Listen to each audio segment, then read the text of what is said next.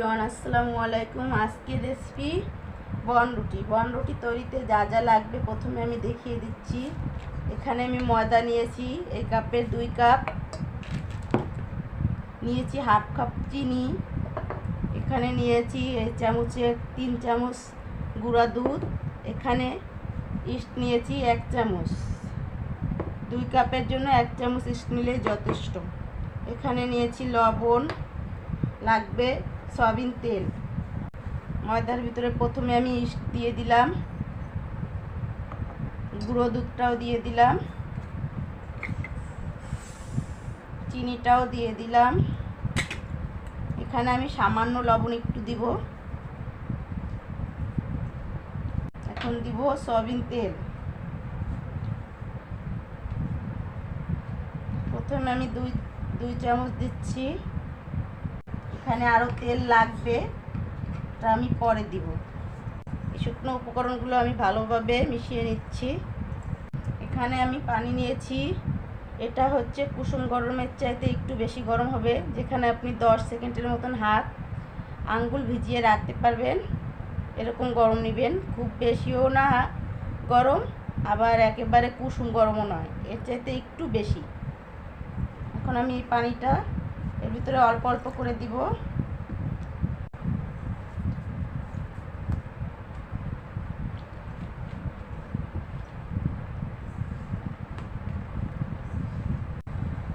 এখানে আমি প্যাকেটের ময়দা নিয়েছি।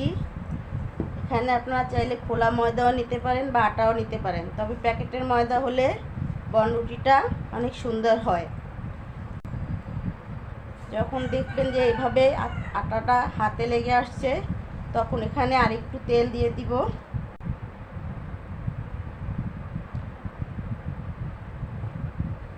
তেলটা আমি একবারে না 2 বারে দিব।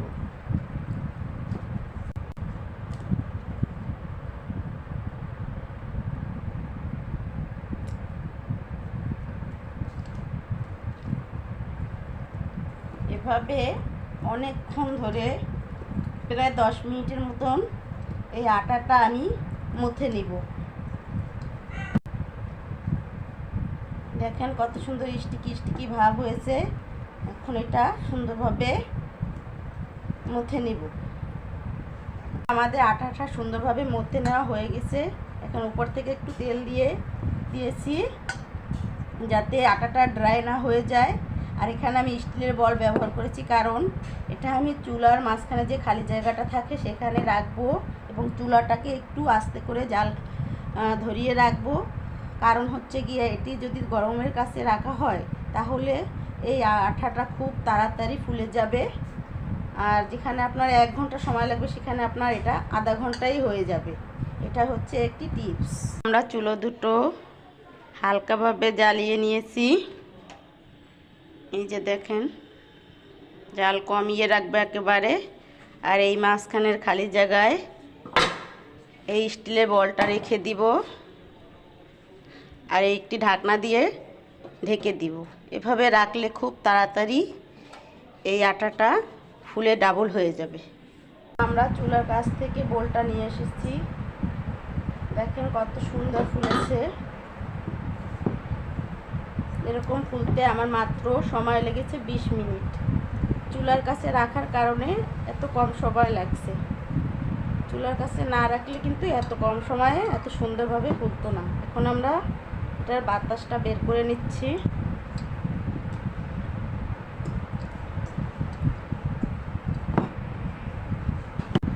ফিল্টার ভিতরে একটু তেল মাখিয়ে নিচ্ছি।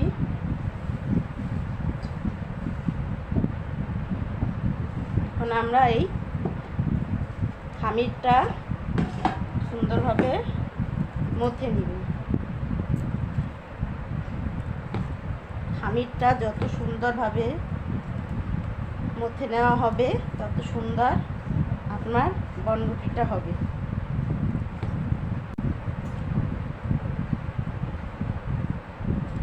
তো আমার আটাটা মুথে নেওয়া শেষ। এখন আমি একটি সুইর সাহায্যে ভাগ করে নেব।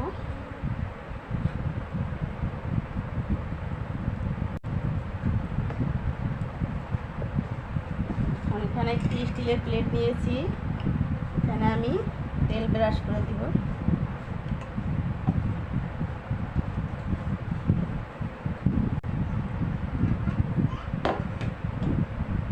এখন আমি আটার গোলাগুলোকে বলের শেপ দিয়ে নিব।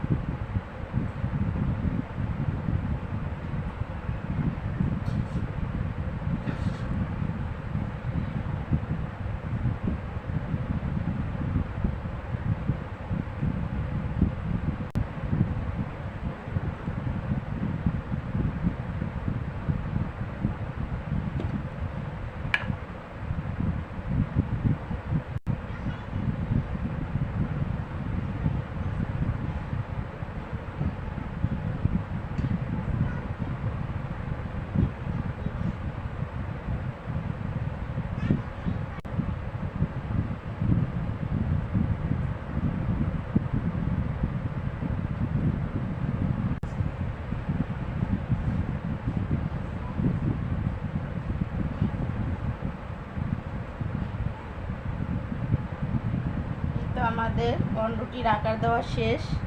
এখন আমরা এই প্লেটটাকে আধা ঘন্টার জন্য রেস্টে রেখে দিব। আমার এখানে 2 কাপে 5টা রুটি হচ্ছে।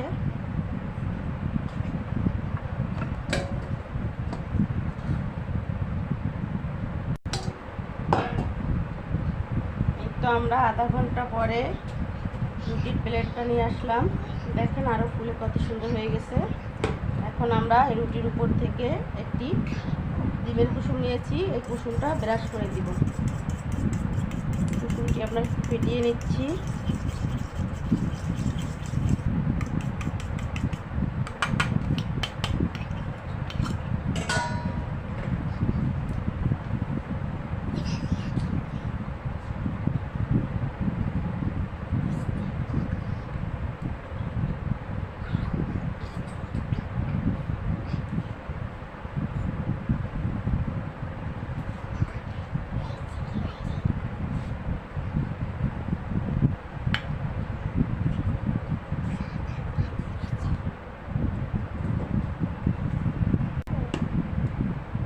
রুটিগুলো একটু ফাঁকা ফাঁকা করে দিবেন, না হলে এটা ফুলে একেবারে মিশে যেতে পারে। এখন এর উপর থেকে একটু সাদা তিল দিয়ে দিব। তিলটা অপশনাল, যদি হাতের কাছে না থাকে না দিলেও সমস্যা নেই, কিন্তু ডিমের কুসুমটা অবশ্যই দিতে হবে যদি আপনি আপনার কাঙ্ক্ষিত কালার পেতে চান।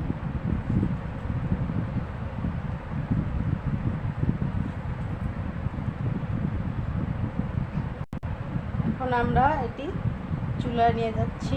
চুলায় একটি পাতিল দিয়ে দিয়েছি, চুলার জাল কমিয়ে ফ্রি হিট করে নিয়েছি। এখন এর ভিতরে আমি 2টি কাগজ দিয়ে দিব। এই কাগজটি কখনো আগে দিতে যাবেন না, তাহলে কাগজটি পুড়ে যেতে পারে। এর উপরে একটি স্ট্যান্ড দিয়ে দিব।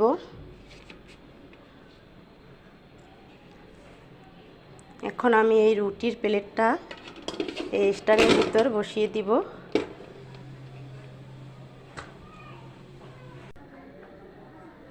এখন একটি সিলভারের ঢাকনা দিয়ে ঢেকে দিব।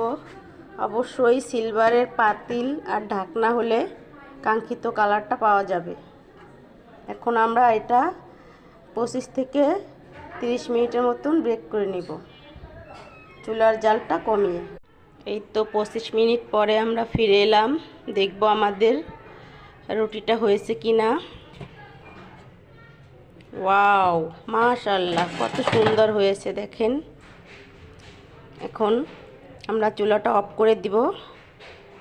এখন রুটির থালাটা অনেক গরম আছে, ঠান্ডা হলে আপনাদেরকে আমি দেখাচ্ছি। এই তো আমরা রুটিটা চুলা থেকে নামিয়ে নিয়েছি।